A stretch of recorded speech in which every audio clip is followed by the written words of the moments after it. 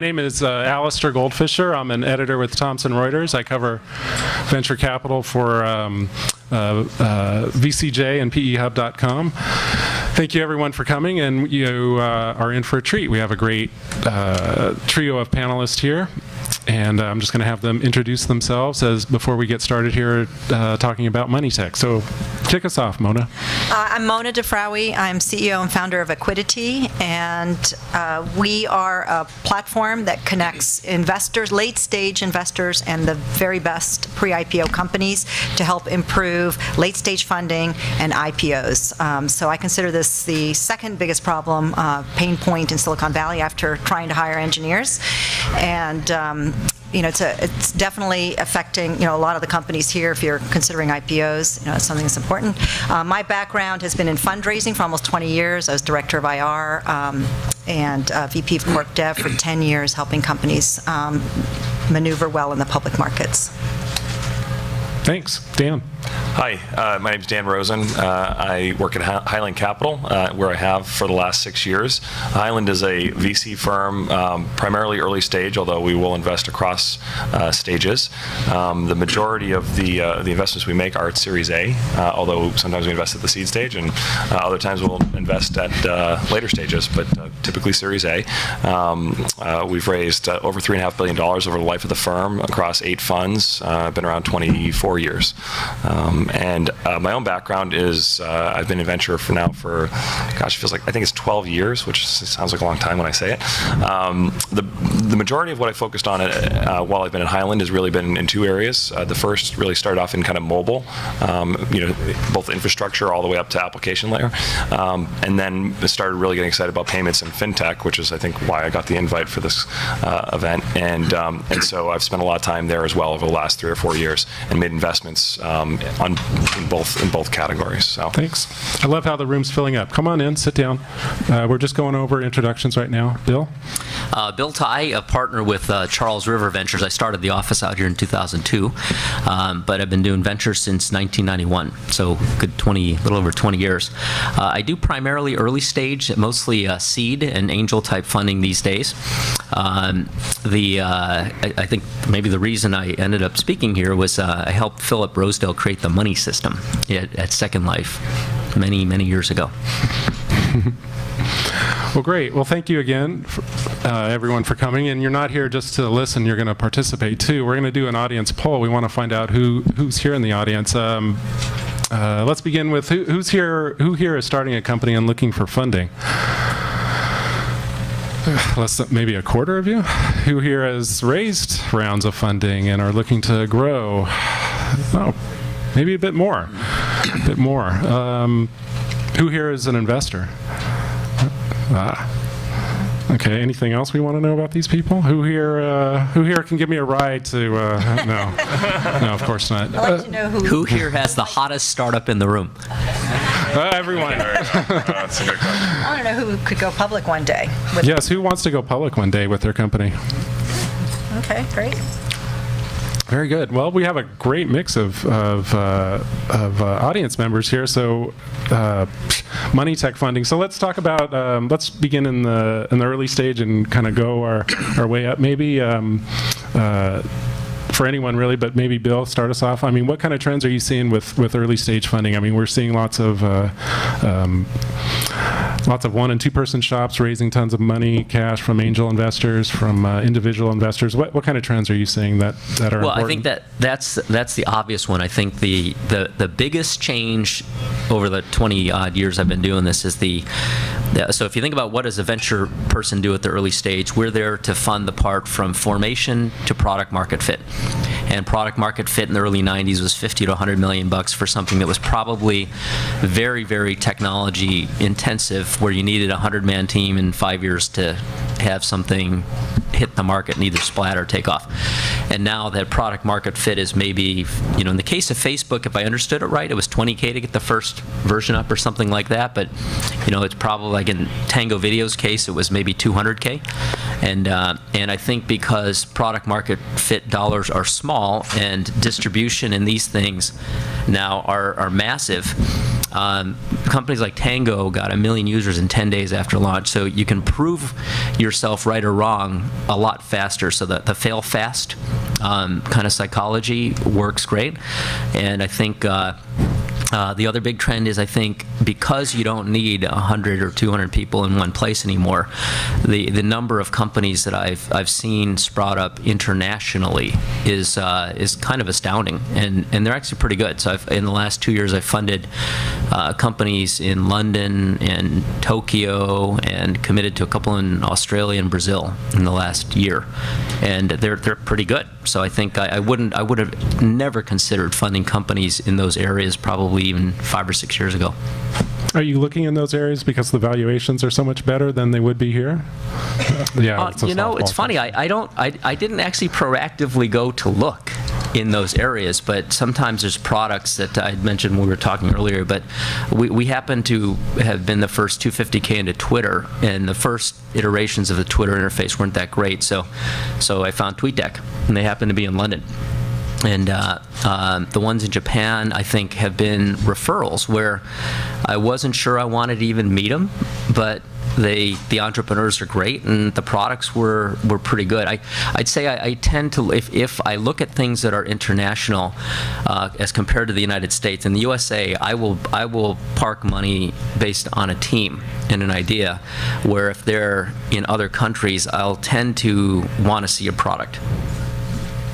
But there are products developing over there that look good. So it's not about valuation, it's about whether they're best in class.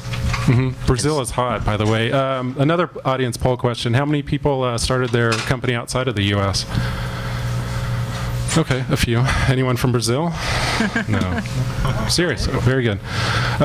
Dan, is this a good thing? All these startups raising small amounts of cash. What do you make of all this that's happening in the VC industry? I mean, I think it's great for a lot of reasons. It's certainly, we're probably changing the way we do business a little bit around the way that the industry is changing at the seed stage. I think it's good for everybody that startups require less capital, because I think you get to the meat of whether or not you have something or not more quickly. For us, I think at the angel stage, and if you're active at the angel stage, it's good news, because you get to see a lot more progress on the money that you put in. For us, it actually, team always was the most important kind of metric and deciding factor.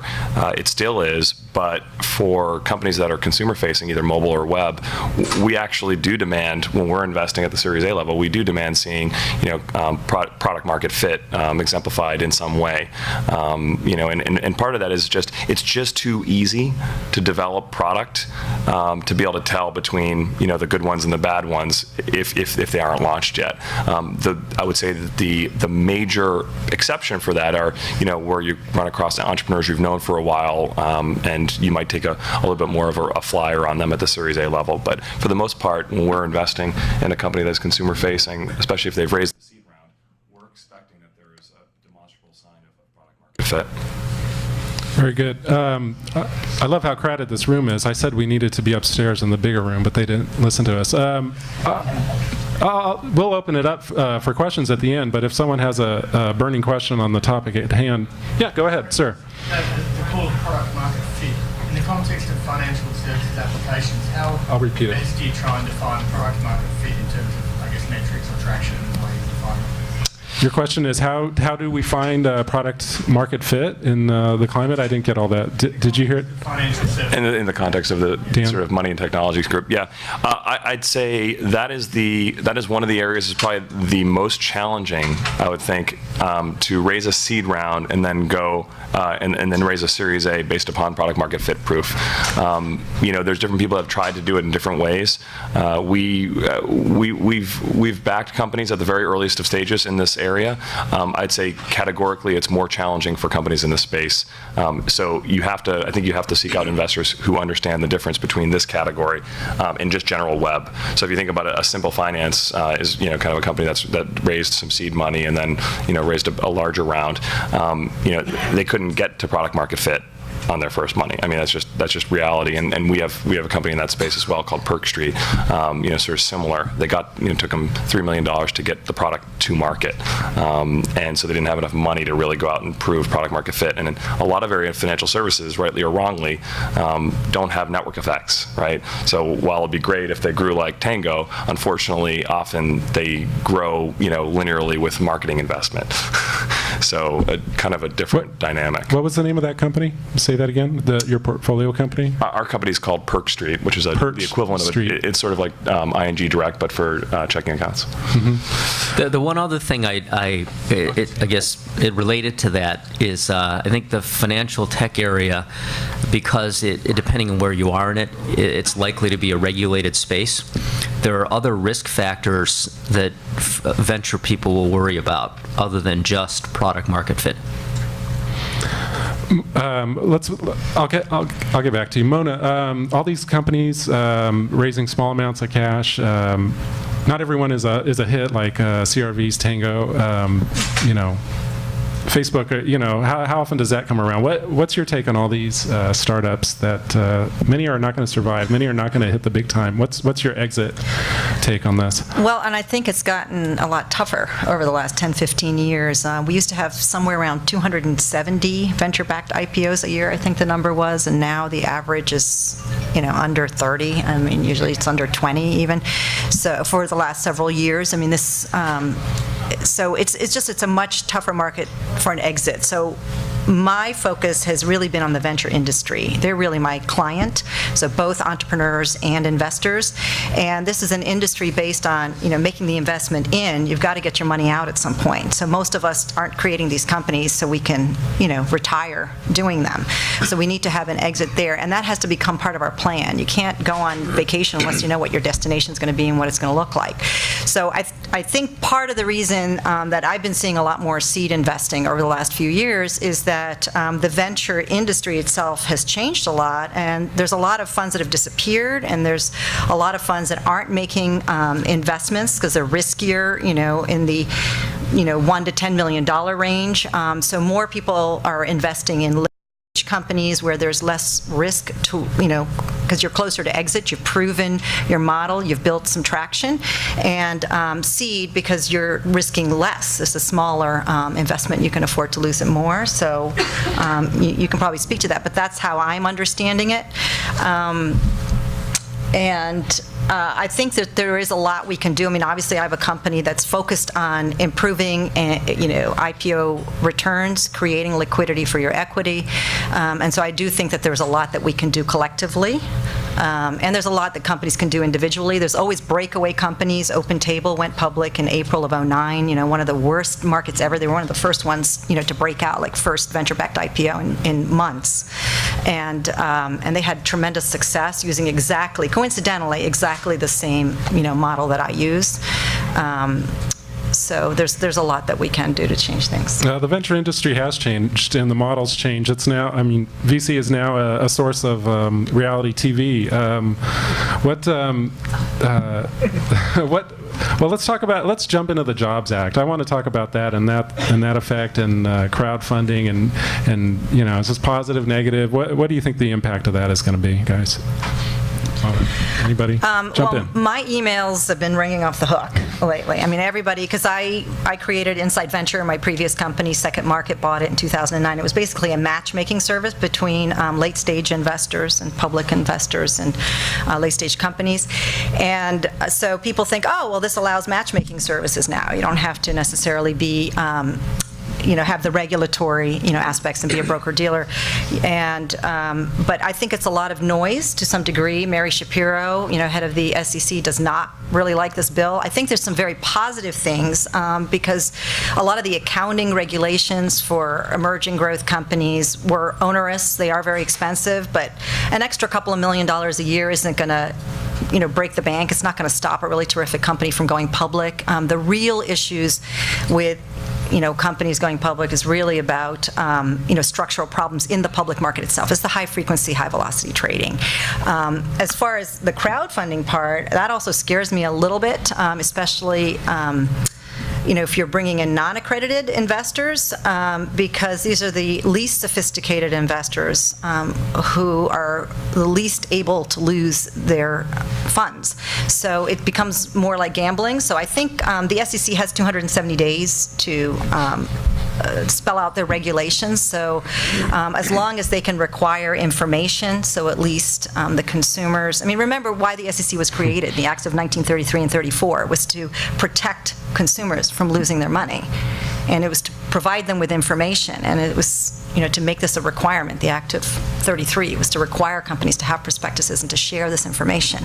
So right now, a lot of the, new markets, second market, shares posts, and so on, there is no information transparency. So those parts scare me.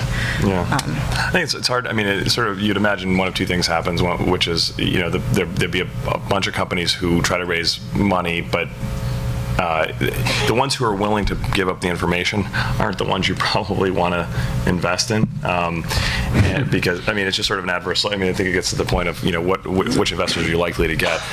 I personally, I think there's an overestimation of how much consumer demand there is to invest in startup companies. Kickstarter and Indiegogo are good examples of companies that have made businesses, fledgling but growing nicely, really around different types of projects that people have an emotional attachment to, or can really touch and feel. A physical product.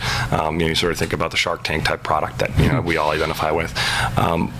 When it comes to a mobile app, or something even more ephemeral, I'm questioning whether or not many people in Middle America are going to open up their wallets to invest in that without having any. And if they do, it is scary. Personally, I think so. Did you have thoughts on this, Bill? I do. So philosophically, I agree with what the regulators are trying to accomplish, but I guess generally speaking, philosophically, I'm against any form of regulation. So it's sort of, I have mixed feelings about it, but I think, if you think about why does Silicon Valley work, it's because it is the center place for liquidity of people, ideas, and money. So anything that lowers the friction of people meeting people, ideas getting vetted, and capital hitting the people and ideas, anything that lowers that friction is good, in my opinion. So whether it's Silicon Valley or anywhere else, I think one of the reasons I think this place became such a hotbed is because that's what this place has. And if you look at some of the other places, like say, take Berlin, lots of great smart people there, not that much money flow.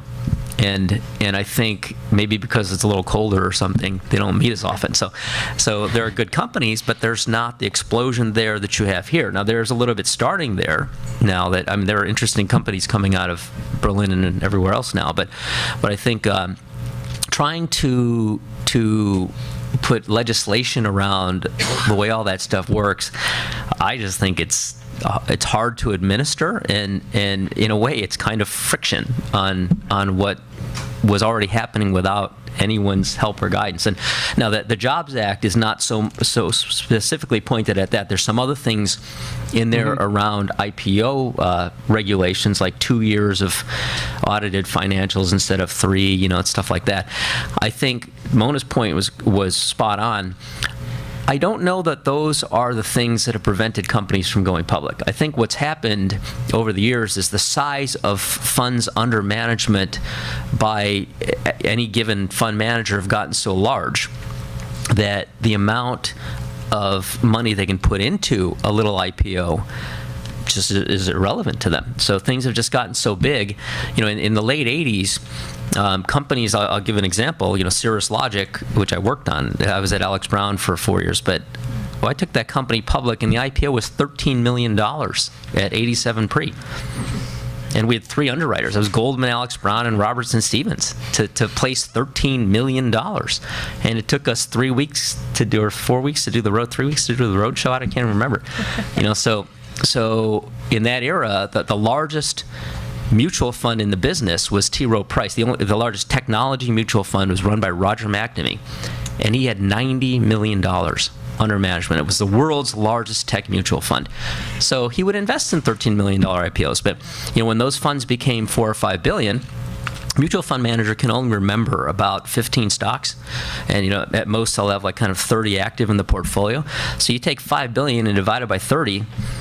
that kind of limits the position size that you'll take, and it ends up putting the fund into Microsoft and Intel and things like that, and the IPOs are not, they're just not relevant. So I don't know that 2 years versus 3 years of audited financials is going to fix that. But I think enthusiasm for the next Facebook might. So I think there's going to be more risk tolerance at Facebook. So as long as Facebook is not public, IPOs are going to do great. What? Because everyone's Say that waiting. again? It's all anticipation. Once it goes public, as long as they keep hitting their numbers, stuff will go public. And if they ever miss their numbers, the window's closed. So we got a couple years. Well, let's jump into that. We're going to have a Facebook IPO in less than a month, right? 3 or 4 weeks. What do you think the impact is going to be on what we're here to talk about today, funding innovation and money? So, I mean, you just said it, Bill. Kind of an interesting notion. I think a lot of people these are things anticipating it. Yeah, the stuff that's gapping up now, I think because Facebook is still on the come, it leaves open this gigantic headroom because people are sort of not sure where it's all going to end up. But I think once it's priced, it's going to be seen as sort of, the leading indicator. Mm-hmm. And if Facebook does well and keeps going up, or keeps delivering a P&L that allows it to keep going, then I think the window will stay open for a while as long as the macroeconomy doesn't fall. So Splunk went public before the Facebook IPO, but you don't think it would, say, after? Depends on how Facebook did, right? If Facebook was a rocket and kept going, probably it could still get public. If Facebook splatted and gapped down, I don't think anything will go public. I think a lot of the mutual funds will shut down. Say that, was there a question from the audience? I didn't hear that. Groupon. The Groupon effect. Well, I think people look at Facebook as a much larger, more meaningful, substantive company. And I think the Groupon was not taken that seriously. I think Groupon was able to get public because it was growing fast because Facebook hadn't gone public yet. But if Facebook had gone public and not worked, I bet Groupon wouldn't be able to get public.